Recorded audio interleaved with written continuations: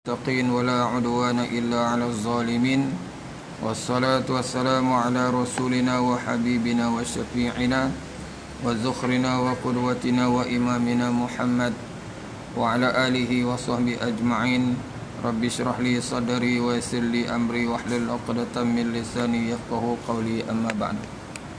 Ingat tuan-tuan? Ingat?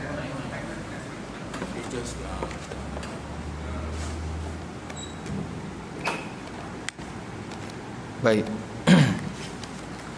Pertama kali tuan-tuan, kita bersyukur kehadrat Allah Subhanahu Wa Taala kerana dengan izinnya kita dapat menyambung kembali kuliah kita yang tertangguh hampir 4 bulan akibat daripada pandemik COVID-19 ini. Namun begitu, kita masih lagi berada dalam PKPP. Sebagaimana yang diumumkan oleh Perdana Menteri, dilanjutkan sehingga 31 Disember.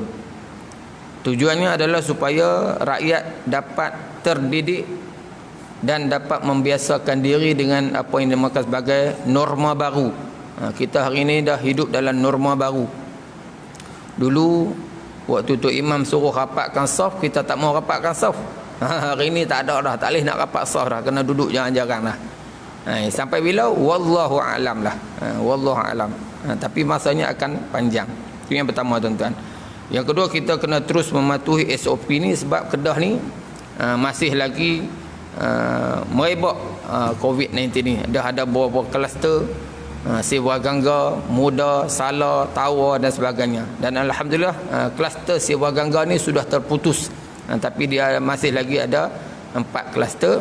Dan alhamdulillah Kulim ini sudah berada di zon hijau. Alhamdulillah. Setakat ni tuan-tuan, jangkitan COVID ini berlaku di rumah kenduri, di tempat kematian, di kedai-kedai makan, di rumah apabila ada perhimpunan keluarga. Dan alhamdulillah setakat ni belum ada lagi kluster, belum ada lagi penularan penyakit ni dalam masjid dan surau. Kerana apa? Kemungkinan besarlah kerana kita orang masjid surau ni terus patuh pada SOP yang ditetapkan kerajaan. Cuma sedikit teguran. Waktu sembahyang ni betul dah, waktu kuliah betul dah, lepas sembahyang dia duduk lepak sembang. Tu tak patuh tu. Ada satu masjid tu dia sampai dia peringkat mula tu dia tangguh kuliah nak. Ni heran pasal apa lepas tangguh. Lalu dia telefon ustaz, lagu mana Taman Mutiara? Tak okey dah. Tu pengurusi takut nak panggil ustaz ni dah. Taklah kata apa, clear dah sama Mutiara kata apa tu. Tapi bila kita pergi, duduk sembang pula. Tu tak betul tu. Duduk sembang tu adalah salah. Lepas tu kita tak salah. Zikir pun, zikir subhanallah tuan-tuan, balik zikir kat rumah tak gini. Sebab apa? Kita nak singkatkan masa kita berada dalam masjid bagi memastikan kesihatan kita sentiasa selamat insya-Allah. Baik, kita sambung pembacaan kita kitab Ayyuhal Walad ni tuan-tuan. Kita dah masuk kepada nasihat yang ke-15. Nasihat ke-15 ni ialah 8 wasiat Hatim Al-Asam rahimahullahu taala. Bismillahirrahmanirrahim. Qala muallif rahimahullahu taala wa nafa'ana wa iyyakum bi 'ulumihi fid darain ya rabbal alamin. Kata pengarang, wahai anakku yang tercinta, Hatim Al-Asam murid kepada As-Syaqiq Al-Balkhi rahimahullahu taala pernah ditanya oleh gurunya, yakni Hatim ditanya oleh As-Syaqiq Al-Balkhi rahimahullahu taala, engkau telah belajar daripadaku selama 30 tahun lamanya, maka apakah ilmu yang telah engkau dapatkan daripadaku? Hatim Al-Asam menjawab, aku telah dapat menghasilkan 8 faedah daripada segala yang aku pelajari. Pada hemat saya, 8 faedah ini sudah memadai untukku, kerana aku mengharapkan padanya keselamatan dan kesejahteraanku pada hari kiamat nanti. Lalu Syaqiq berkata, apa dia 8 faedah itu? Hatim Al-Asam menjawab, 8 faedah itu ialah faedah yang pertama, Sesungguhnya aku telah melihat kepada makhluk-makhluk yang ada di dunia ini. Lalu aku mendapati bagi setiap makhluk ini mesti ada sesuatu yang dikasihinya dan diasyikinya. Dan aku melihat pula bahawa ada sebahagian daripada sesuatu yang dikasihi itu hanya menemani kekasihnya sehingga ke masa ia sakit sahaja. Dan ada pula yang sentiasa menemaninya sehingga ke dalam kubur. Manakala yang lain akan terus balik dan tidak mahu untuk bersama-sama dengan kekasihnya di dalam kubur. Ia akan membiarkan kekasihnya tinggal seorang diri di dalam kubur. Lalu aku terus berfikir, dan akhirnya aku membuat kesimpulan bahawa sebaik-baik kekasih itu ialah kekasih yang setia, mengiringi kekasihnya ke dalam kubur dan menjadi penghibur dan teman setia. Dan tidak ada kekasih yang bersedia untuk berbuat demikian selain daripada amalan yang soleh. Maka aku terus menjadikan amalan soleh ini sebagai teman dan kekasihku, supaya ia dapat menerangi kuburku dan menghiburkan hatiku, dan sudah pasti ia tidak akan meninggalkan aku duduk bersendirian. Itu faedah yang pertama. Dinyatakan dalam faedah ni tuan-tuan, apa maksudnya?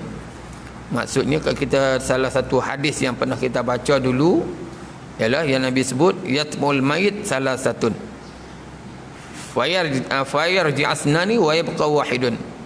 Yatba'ul mayyit amaluhu ahluhu wa maluhu wa ahluhu ila akhir hadis. Nabi kata bila mati seorang mayat itu turut 3. 2 balik tinggal 1. Yang turut dia ialah keluarga dia, harta dia dan amalan dia. Keluarga dan harta akan balik, yang tinggal adalah amal. Sebab tu nasihat yang faedah yang pertama yang Hatim dapat daripada tok guru dia ialah kekasih yang hakiki. Kekasih yang hakiki adalah amalan yang soleh. Dan dalam satu hadis disebut, iza mata ibnu adam in qata'a amaluhu illa min salasatin sadaqatun jariyatun wa ilmun yuntafa'un bih wa waladun salihun yad'ulah atau kama qala. Bila matinya anak Adam, terputuslah segala amalan dia. Nak semayang tak boleh dah, nak berzikir tak boleh dah, nak main mengajak tak boleh dah, kecuali 3 saja yang ada, yang kekal, yakni sedekah jariah, yang kedua ilmu yang bermanfaat, dan anak soleh yang sentiasa mendoakan dia.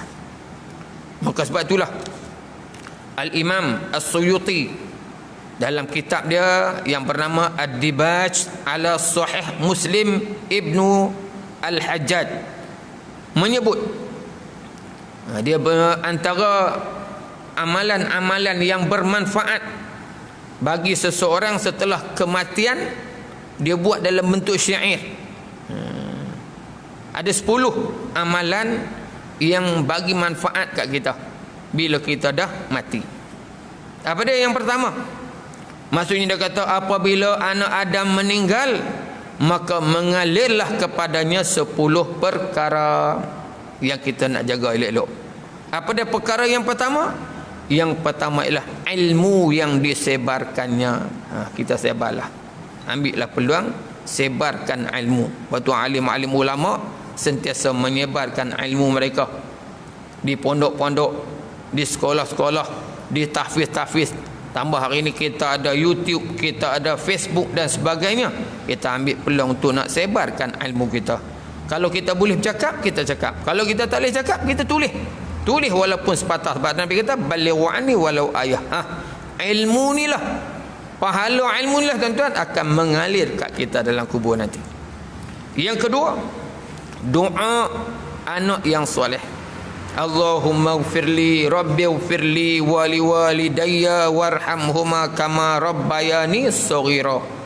Anak yang doa ni pahala tu akan sampai dekat kita dalam kubur. Selagi mana ada anak yang soleh. Yang ketiga, pohon kurma yang ditanam. Pokok kurma. Jenuh Ustaz, pokok kurma tak ada. Nabi sebut kurma, ada sebut kurma sebab Arab ni pokok kurma. Kita ni ada apa? Derian, muktan, pisang, apa saja yang kita tanam, yang kita dah sebut dulu, Nabi pernah sebut dalam satu hadis, tanamlah. Sebab kamu akan mendapat ganjaran pahala sekiranya kamu makan buah tersebut, ataupun orang makan buah tersebut, ataupun orang curi, ataupun burung mai buat sarang pun kamu akan dapat pahala. Betul, kita amalkan tuan-tuan. Tanamlah pokok.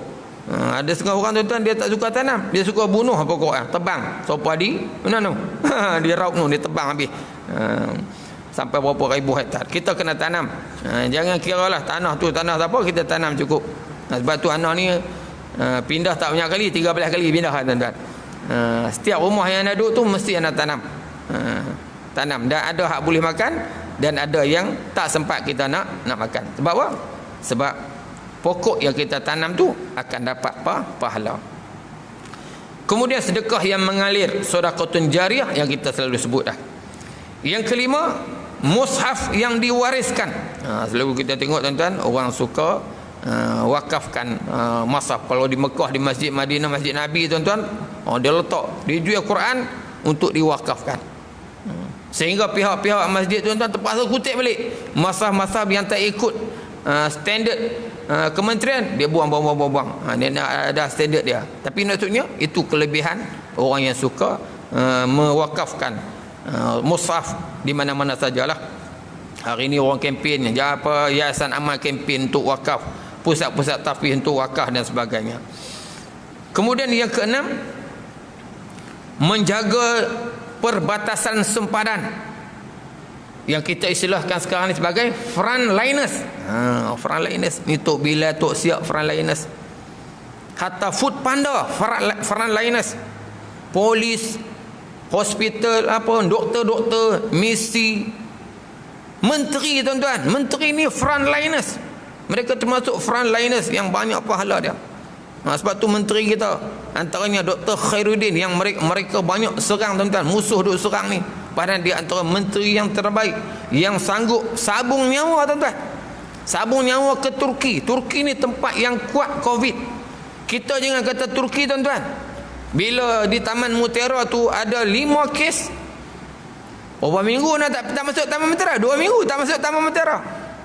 Anak tak bagi pergi sekolah. Sebab apa? Anak ni naik van dengan budak Taman Mutiara. Takut. Kerja kelang tak bagi. Punya takut tuan-tuan. Tapi Dr. Khairuddin sanggup pergi ke Turki. Kenapa? Nak pergi deal. Dan Alhamdulillah Turki yang sebelum ni beli 700 metrik tan, dah meningkat kepada 1 juta. Dia meningkat kepada 1 juta metrik tan hasil pada rundingan tu. Dia ni frontliners, orang yang dapat ganjaran pahala yang berterusan nanti bila dia dah mati. Yang ketujuh, menggali telaga. Lepas tu sahabat-sahabat dia suka wakaf telaga. Dan kita tuan-tuan, Kementerian Alam Sekitar di bawah Datuk Tuan Ibrahim sekarang tuan-tuan sedang buat wakaf air.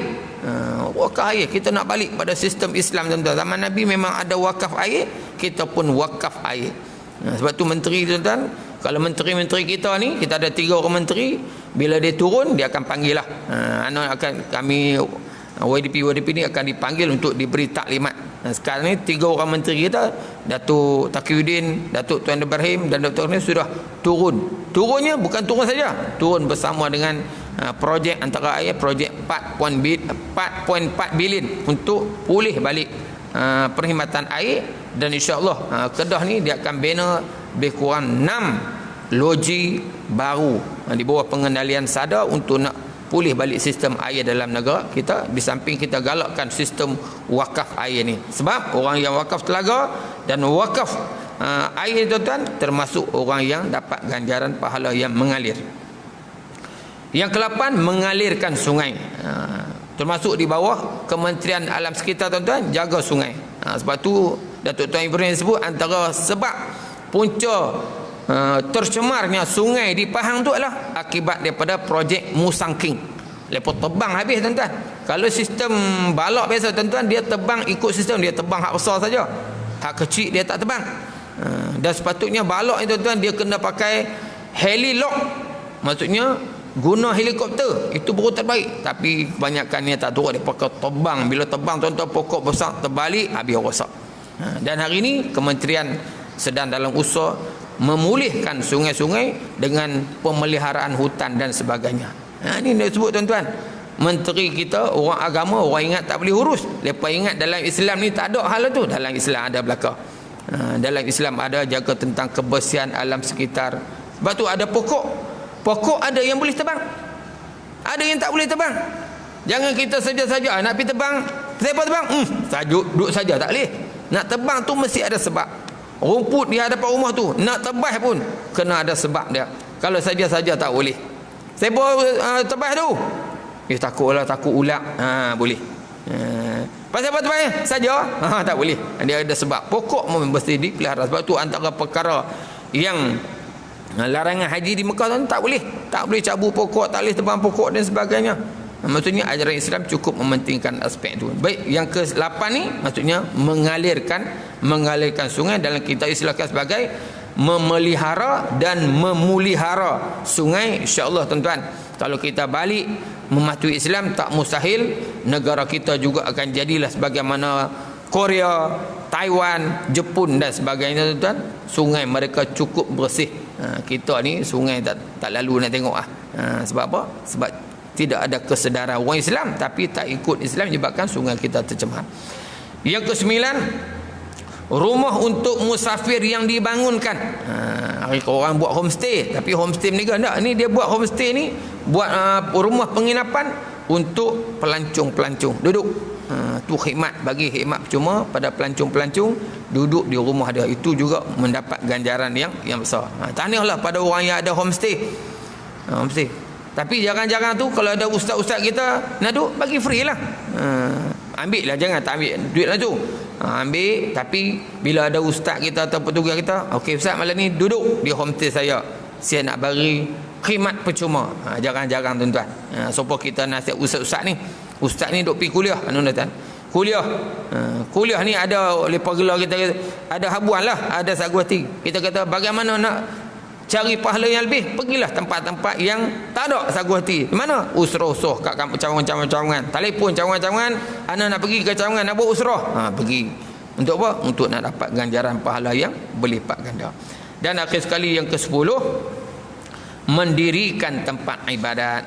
Sebagaimana hari ini tuan-tuan kita buat masjid, kita buat surau dan sebagainya sebagai tempat ibadat. Itulah 10 amalan yang antara 10 amalan yang berkekalan, yang akan menemani kubur kita, yang akan jadi makanan-makanan yang lazat di dalam kubur kita nanti. Baik, faedah yang kedua. Sesungguhnya aku melihat sekalian makhluk ini sentiasa mengikuti kehendak nafsu mereka dan bersegera menunaikan apa jua kehendaknya. Lalu aku memikirkan firman Allah Ta'ala yang berbunyi, wa amma man khafa maqama rabbih wa nahan nafsa 'anil hawa fa innal jannata hiyal ma'wa. Surah An-Nazi'at ayat 40 hingga ayat 41. Maksudnya, dan adapun orang yang takut akan berdiri di hadapan Tuhannya dan menahan nafsu daripada kehendak-kehendaknya, maka orang itu akan dijadikan baginya syurga itu sebagai tempat tinggalnya. Daripada pemikiranku terhadap ayat ini, maka timbul satu keyakinan di dalam hatiku bahawa Al-Quran itu adalah benar dan nafsu itu mesti dimusuhi. Lalu aku pun menjadikannya sebagai musuh dan berjuang untuk menentangnya, dan aku tidak menjaganya dan aku tidak memanjakannya sehingga ia tunduk kepada aku dan merasa puas hati dengan tugasnya untuk taat dan beribadat kepada Allah Ta'ala.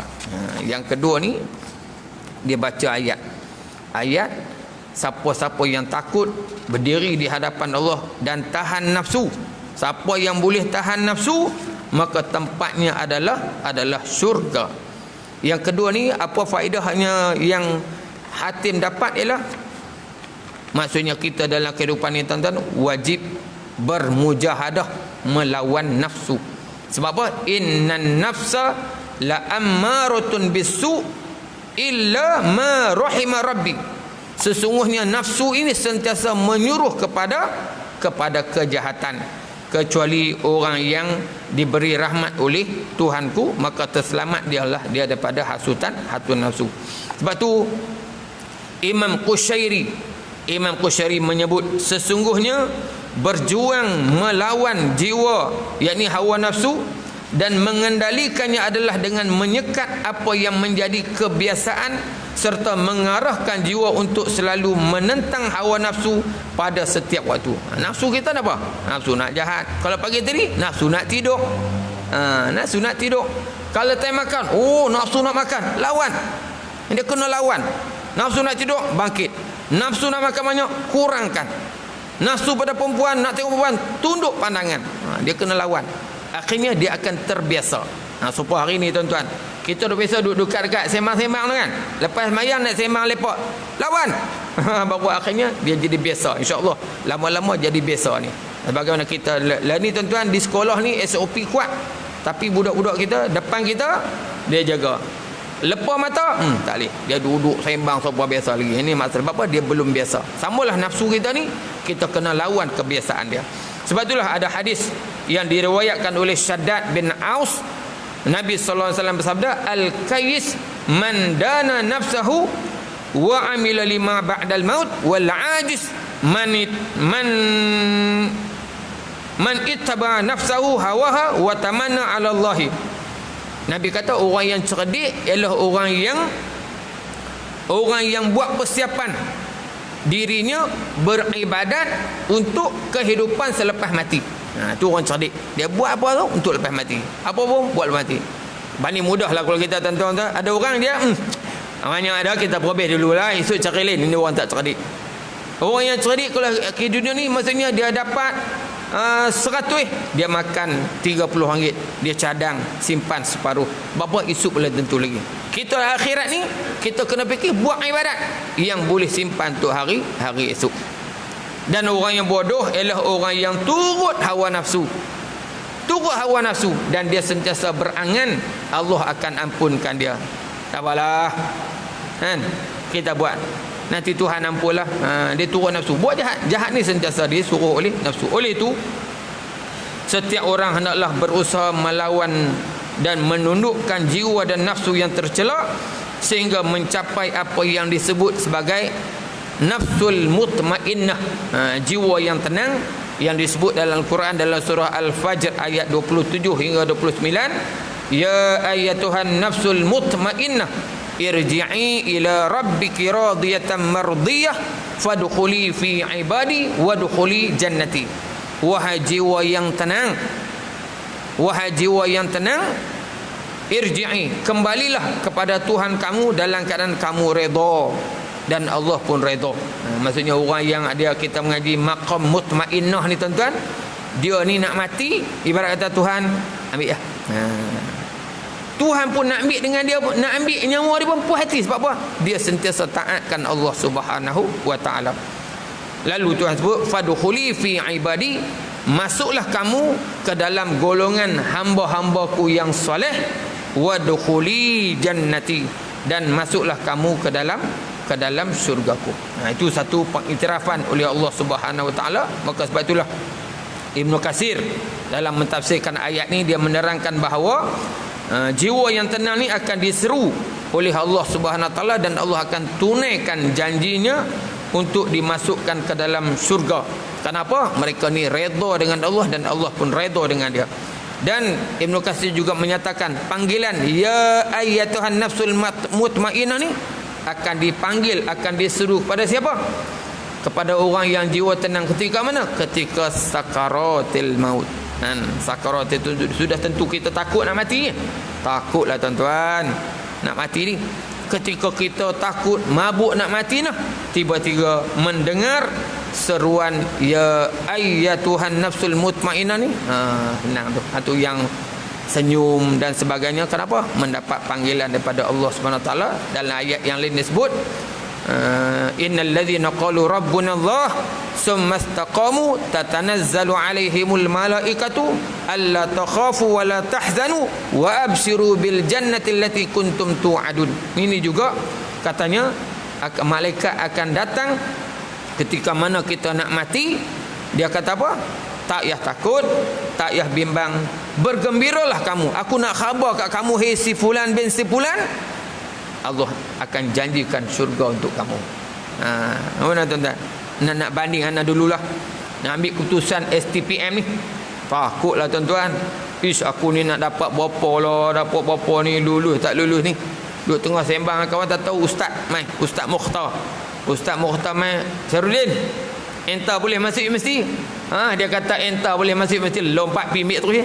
Tu bandingan terlalu tu tuan-tuan. Sebelum ni nak pergi ambil takut, sebab apa? Tak tahu lulus, tapi bila ustaz kata entah boleh masuk universiti, pergi ambil terus. Samalah tuan-tuan, kita takut nak mati. Ketika takut, tiba-tiba Tuhan kata fadkhuli fi ibadi wadkhuli jannati. Cabutlah malaikat. InsyaAllah, moga-moga ini baru nasihat yang kedua tuan-tuan. InsyaAllah kita akan sambung lagi 6 nasihat lagi dalam jalsah yang akan datang. Wallahu alam. Aqulu qawli hadza astaghfirullahalazim li wa lakum wa lisa'iril muslimin wal muslimat. Assalamualaikum warahmatullahi wabarakatuh. Namun semangat untuk pasti tuan-tuan, lama dah pasti ni. Dalam PKP ni ada waris tak bayar pun ada. Jadi kita bila tak bayar pun kita tak buang pasti ni. Mengajilah. Sewa nak kena bayar 500. Guru-guru nak kena bayar lagi. Jadi bolehlah semangat sikit tuan-tuan. Wallahu alam. Bismillahirrahmanirrahim. Alhamdulillahirabbil alamin wassalatu wassalamu ala asrafil anbiya'il mursalin wa ala alihi wa sahbihi ajma'in. Allahumma inna na'udzubika minal baras والجنون والجزام ومن سيء الأسقام. اللهم فقهنا في الدين وعلمنا تأويل واجعلنا من عبادك الصالحين. ربنا آتنا في الدنيا حسنة وفي الآخرة حسنة وقنا عذاب النار. صلى الله على سيدنا محمد وعلى آله وصحبه أجمعين والحمد لله رب العالمين. سبحانك اللهم بحمدك أشهد أن لا إله إلا أنت أستغفرك وأتوب إليك. بسم الله الرحمن الرحيم والعصر إن الإنسان لفي خسر إلا الذين آمنوا وعملوا الصالحات وتواصوا بالحق وتواصوا بالصبر. صدق الله العظيم.